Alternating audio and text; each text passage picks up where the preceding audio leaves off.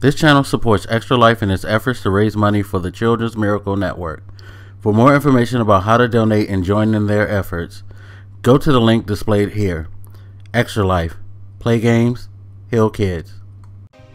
What up, everybody? This is your boy Black Megas back here with the Fantasy League report.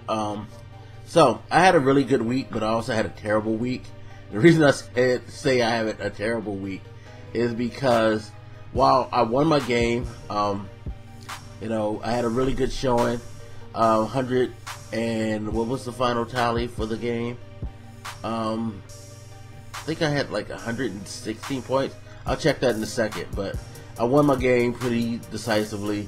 Had some really good performances. Aaron Rodgers came through. Alfred Morris and the Laws came through. Same thing with Jordan Reed. Seattle defense, that was crazy. That was a fucking crazy ass game. They gave up 34 points, but they got me 19 points because of all the turnovers they generated and the special teams touchdown. And that's the thing about fantasy football.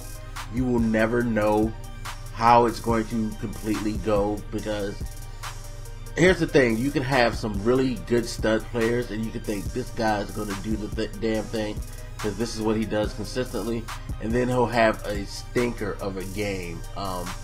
We saw some players come out like Drew Brees didn't have that great of a game, so that hurt whoever had Drew Brees.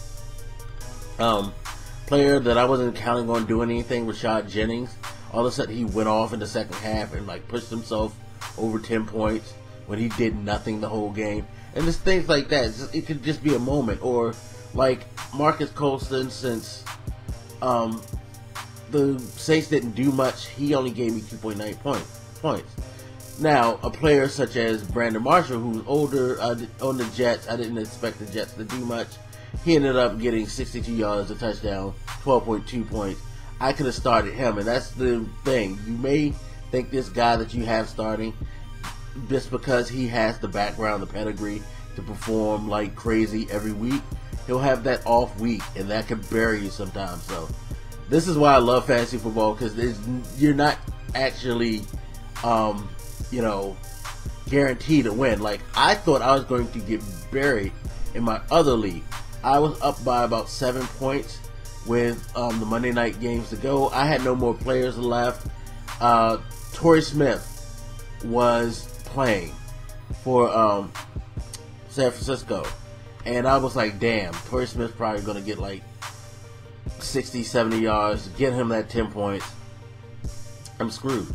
Torrey Smith didn't do a thing for him. Even though San Francisco won, Torrey Smith was pretty much null and void for that game. So I ended up getting the victory because his last player didn't do much, and I squeaked by about a couple of points in the other league. But in this league, I did really, really well, and let's go over the scores really quick. I'm going to talk about the standout performers right now as far as teams. I'm going to look at some rosters and see how well they did. Most points was Death Rate of Fajita. He had 120.4 points. Dominated Brick Squad.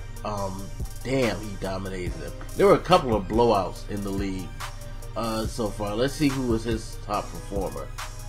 Brick Squad was kind of held down because Russell Wilson had an okay game. Turnover hurt him.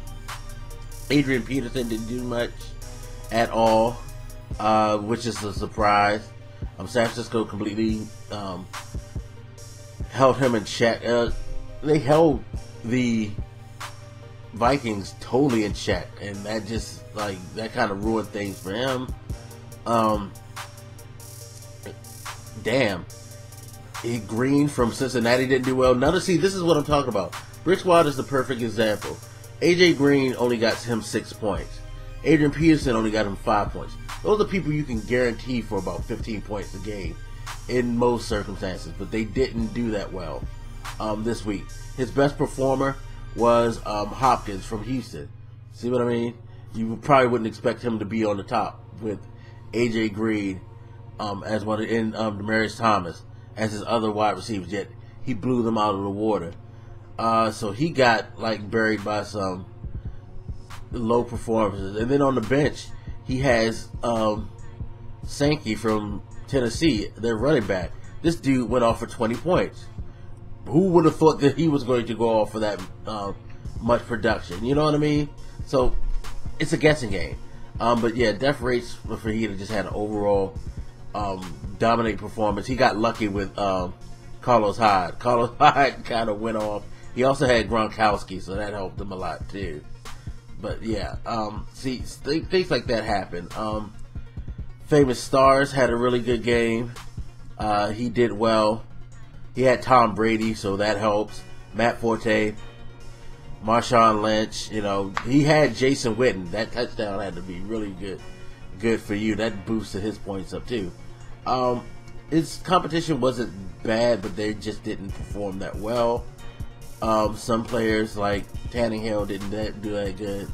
DeMarco Murray didn't have his A game. He had a touchdown and a reception, but he put up no stats against Atlanta, which is ridiculous. So he had some issues going on. Third best team was me, but the other team that scored pretty high was Hude. He had 101 points. Pretty much every game looks like it was a pretty big blowout. It was a lot of underperformers. I feel really bad for Hude because his defense really killed him. His defense really killed it. He had some, he didn't have bad performances, but I'm sorry, not Hude. I'm looking at the wrong thing. Too much greatness. Hude won. Sorry, Hude. I got the names confused. Hude had a great game with 101 points, but Too Much Greatness, 56 points. Yeah, Drew Brees, Chris Johnson didn't do much. Melvin Gordon, Dez got hurt. That's going to hurt me in the long run. Dez got hurt. Deshaun Jackson got hurt. In my other fantasy league, I have both of them. So that's going to be a killer for me in that league because I got to find wide receivers ASAP. But yeah, he had a lot of underperformance. Like, I mean, who would have thought Megatron would have had a bad game like that? Megatron didn't show up, so he just had a bad draw in this week. So that's pretty much how fantasy is going to go. And sorry, Hude, for saying you and not Too Much Greatness. Looked at the names wrong, but yeah, it's going to be an interesting season. Guys, start hitting those waiver wires. Start looking for those players. I'm already on it too, especially in my other league. I got to replace some injured players. So yeah, it's going to be interesting. It's going to be very, very interesting. But anyway, let me know how your team did, who you're looking to pick up, how your other fantasy leagues did. If you're not in my fantasy league, just let me know, alright? Alright, y'all, I'm out of here. This your boy Black Makers, and I'll holler at you later. Deuces.